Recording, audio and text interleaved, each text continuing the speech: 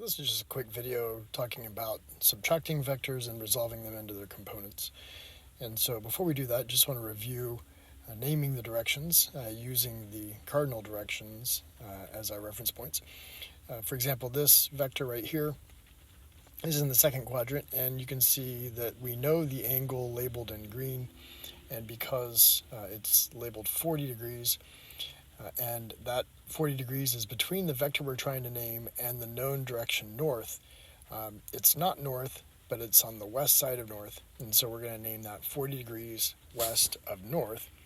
But alternatively, we could have used the other angle, which is 50 degrees, and that one is touching west, and it's on the north side of west, so that's 50 degrees north of west. So again, those two directions are identical. 40 degrees west of north is the same thing as 50 degrees north of west, both naming that vector in the second quadrant that is comprised of both north and west parts. Similarly, this guy is in the third quadrant. It's touching south, but it's on the west side of south, so that'd be 70 degrees west of south, which again could also be called 20 degrees south of west. Right, and then speaking of those cardinal directions, we want to talk quickly about subtracting vectors. If I have the vectors 7 meters north and 4 meters south, of course if I added them, then we've practiced that for a few days, that would be 3 meters north. But what if I subtract them? Well, in order to examine that, think of this. If I had 3 minus 2, couldn't I rewrite 3 minus 2 as 3 plus negative 2? We're going to do the same thing with the vector. Instead of saying 7 meters north minus 4 meters south, we're going to say 7 meters north plus negative 4 meters south. Well, in vectors, negative simply means the opposite direction. And so 7 meters north plus negative 4 meters south is the same thing as 7 meters north plus 4 meters north, because 4 meters north is the opposite of 4 meters south. So negative 4 meters south can be rewritten as 4 meters north. So 7 meters north minus 4 meters south simply results in 11 meters north.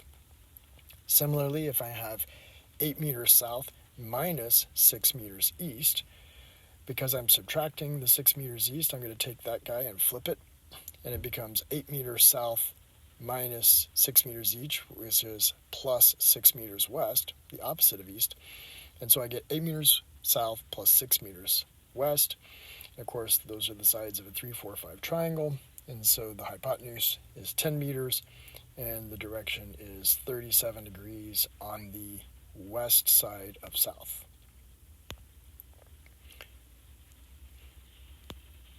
All right, so then we've talked about adding and subtracting vectors. Now we need to examine another important tool in our toolbox, and that is how to resolve vectors. So basically, resolving is the opposite. We've been taking two perpendicular components and adding them together to get a resultant or vector sum. Now we're going to take a known vector and we're going to break it apart into its components. So for example, this guy is in the first quadrant. It has both a north part and an east part, and so it's pointing up at 53 degrees north of east and has a total magnitude of 40 meters.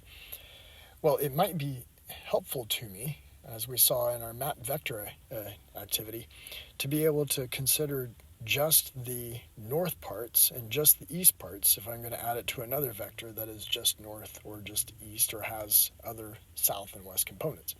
So instead of trying to add it completely as one vector, 40 meters north at 53 degrees north of east, I'm going to break it apart into its components. I'm going to say, hey, this part, the red part is the east part, and the blue part is the north part. Right? Imagine walking in the classroom. If I walked the red path and then I also walked the blue path right after that, it would be the same overall change as walking the total vector 40 meters at the direction 53 degrees north of east. So now it just becomes a matter of trying to figure out what those two components are.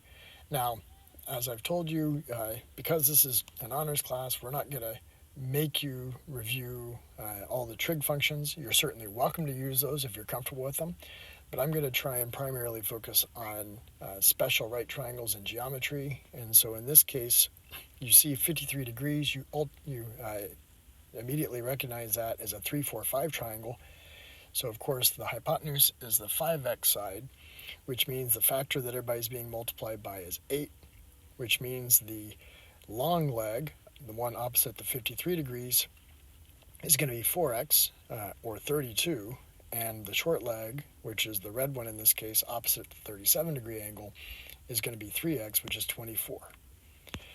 And so I can rewrite 40 meters at 53 degrees north of east. It can be rewritten as its components that add up to it, which are 24 meters east plus 32 meters north. And so then we did some more practice. I gave the class this vector, 28 meters southwest. And of course, southwest is a special direction, right? It's halfway between south and west. And so when I go to draw it, I put it in the third quadrant. It has a south part and a west part.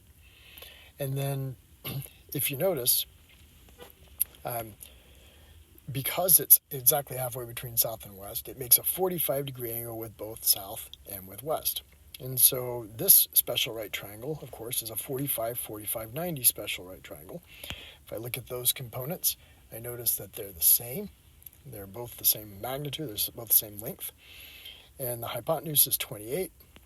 I recall that a 45, 45, 90 special right triangle, if the legs are x, then the hypotenuse will be x times the square root of 2.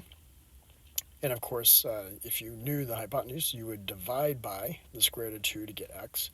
So I take my 28, divide by the square root of 2 to get the x length, which of course my magic box will tell me is 20 meters. So I know that both of these legs are 20 meters, and so I can rewrite 28 meters southwest as the components 20 meters west plus 20 meters south.